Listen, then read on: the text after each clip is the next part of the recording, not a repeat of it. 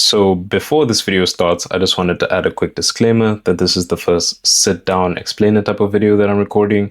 So I kind of want you to look past the awkwardness in the line delivery and the awkwardness in the flow of the video.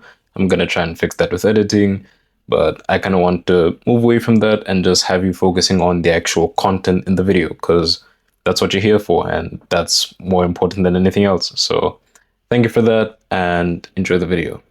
Running out of content ideas isn't a creativity problem, it's a systematic problem. The people who post more consistently than us aren't more creative than us, they've just built machines that are able to generate content ideas on demand. This video is about how to stop relying on motivation and start using repeatable frameworks that generate ideas every day. Because once ideas are in place, ideas will stop being the bottleneck. Part 1. Why we're actually running out of content ideas. The fact of the matter is that we don't run out of content ideas, we leak them. Ideas show up during our conversations, mistakes, wins, and observations, but without a capture system, they disappear. We need to start by breaking down the 4 reasons why idea flow stops and realize why the problem isn't originality, intelligence, or effort, it's structure. Reason number 1, we're creating instead of capturing. People believe ideas need to be created intentionally, but the truth is, ideas happen naturally throughout the day. They show up during conversations, while solving problems, when something goes wrong, or when things happen better than expected. The issue isn't idea generation, it's idea retention. When we rely on memory, we're forcing ourselves to generate ideas later. The creators who never run out of ideas don't think harder, they capture faster. Reason number 2, we're trying to be original. Trying to be original is one of the fastest ways to block idea flow. Originality feels productive, but it's quite expensive. It costs time. And to be quite frank, it's unnecessary. Most high-performing content isn't new, it's just familiar ideas explained more clearly, repeatedly, and from slightly different perspectives. When we pressure ourselves to say something no one's ever said before, we're rejecting proven ideas that have already worked in the past. The goal isn't novelty, it's clarity. Repetition builds trust, and trust builds growth. Reason number 3.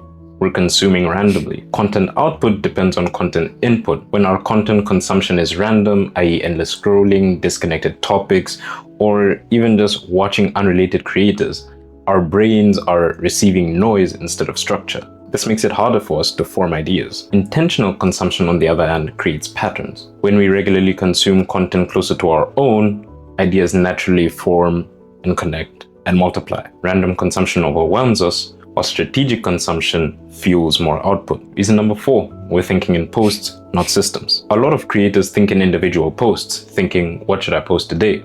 But that's completely backwards. Posts are one-time outputs, but our idea system creates multiple or infinite inputs. Without a system, every post requires a fresh idea, which will eventually just lead to burnout. When we build systems, which are essentially just the templates, topics, different perspectives, and different repurposing workflows, ideas stop being scarce. We no longer search for ideas, we pull them from our structure. Part 2, the core idea. Like I said earlier, ideas don't come from nowhere. When we define what we talk about, ideas multiply automatically. Here's a simple 3-factor framework for turning a few core topics into hundreds of content ideas without necessarily having to force creativity or copying others, even though copying others isn't necessarily a bad thing. Factor number 1. The core topics. These are the foundations of idea generation. They define what we talk about, so our audience knows what to expect of us, and so our brains have constraints to work within. Without core ideas, every idea seems disconnected and random. But with core ideas, more downstream ideas multiply naturally, because we're no longer asking, what should I talk about? We're asking, what perspective should I hit it from next? So here's an actionable step for you. Define 3 to 5 topics that you can talk about repeatedly over time. Factor 2. Subtopics and perspectives. Once our pillars are defined, subtopics and perspectives do all the heavy lifting. A single core idea or pillar can be broken down into beginner questions, advanced strategies, myths, common mistakes, and even case studies. Each perspective reframes the same core idea for a different awareness or level of need. This is how one topic turns into dozens of ideas without necessarily feeling repetitive or boring. We're not changing the message, we're changing the lens through which it's viewed. Here's an example using posting consistency as our core topic. When creating content for beginners, remember that beginners can run into problems like not knowing what to post, having inconsistency or motivation, and generally just overthinking. Some common beliefs around that could be thinking, I'm not an expert yet, or everything's already been said, or I need perfect branding first. All limiting beliefs, but that's not what this video is about. Their desired outcomes could be wanting clarity on what to post, confidence when posting, and gaining a simple script writing routine. From all that, we get content ideas like what to post when you think you have nothing to say, a beginner's posting strategy, and how to stop overthinking and just hit publish. Now, using the same core idea for an intermediate audience could look something like this. They run into problems like posting regularly but not growing, having low engagement when they post, or the content they post just feels repetitive to them. Some beliefs they could have could include things like the algorithm hates me, or I need to go viral, or more posts mean more growth. Their desired outcomes could be higher engagement, consistently coming up with content ideas, and getting a sustainable posting schedule. Here are some ideas for content that they might want to watch. Why consistency isn't enough to grow, the real reason why your posts aren't getting higher engagement, and how to create content ideas that don't get boring. Now, moving on to our more advanced viewers, their problems could be burnout, having a fragile content machine, or regularly hitting growth plateaus.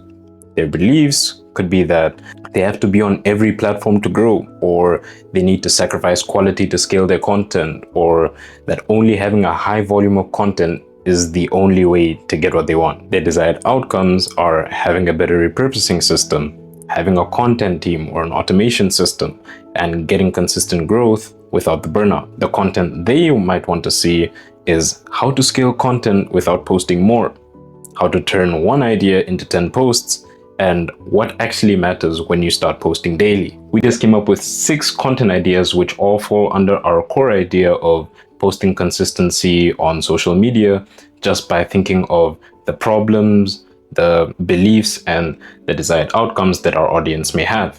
Then we follow that up by hitting them from a beginner, intermediate, and advanced perspective. If you post a video a week, you just gain 6 weeks worth of content ideas in 10 minutes.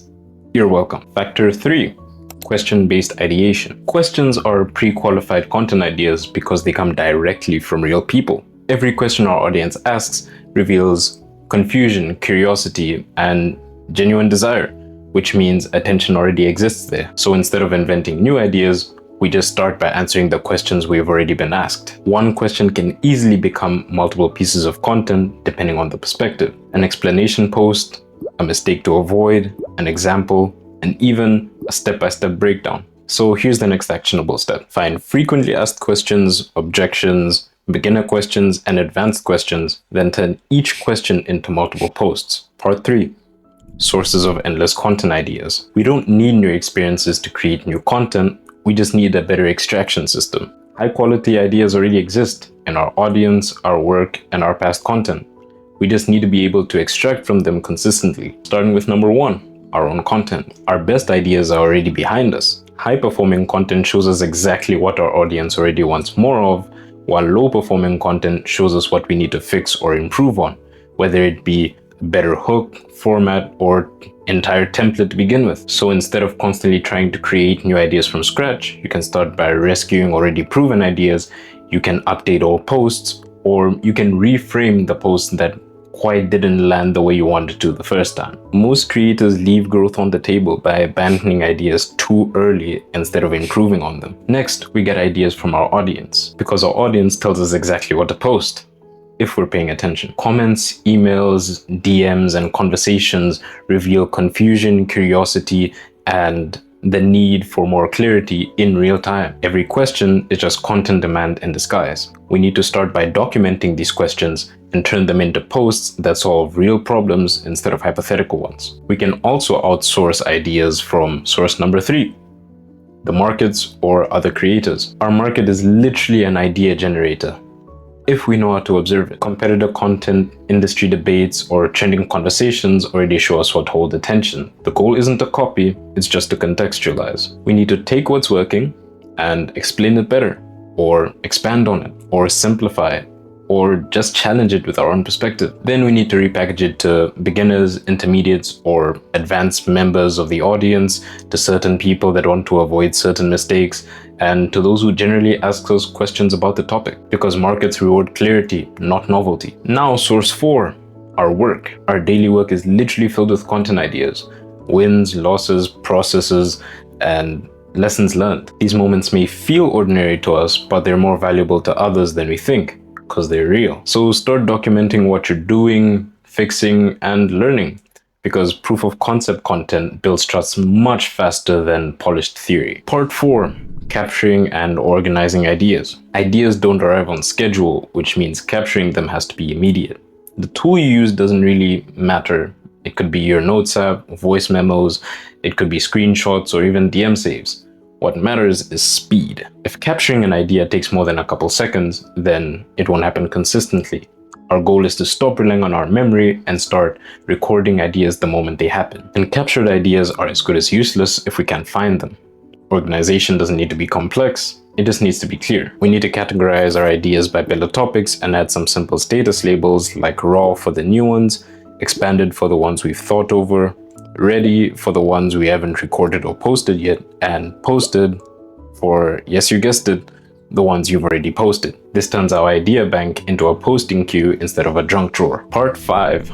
Common idea traps and how to avoid them. We develop habits that quietly kill our idea flow, so we need to avoid them so our content creation system keeps working long term. Inspiration is unreliable and, again, unnecessary. The people who post more consistently than us don't wait to feel ready, they just rely on their systems. Waiting for inspiration turns posting into a mood-based activity, which, to be quite frank, kills consistency. Replace inspiration with structure and posting becomes pretty much predictable. Consumption without capture is just entertainment, not preparation. When we scroll without saving insights, questions, or reactions, we're just wasting potential ideas. Research feels productive, but it often delays action. Most ideas don't need more information, they just need clear expression. When research becomes avoidance, ideas pile up without ever becoming posts. So set limits on idea consumption and prioritize posting content over perfecting it. Hit the consumption limit, post the content worth posting, then repeat. Simple as that.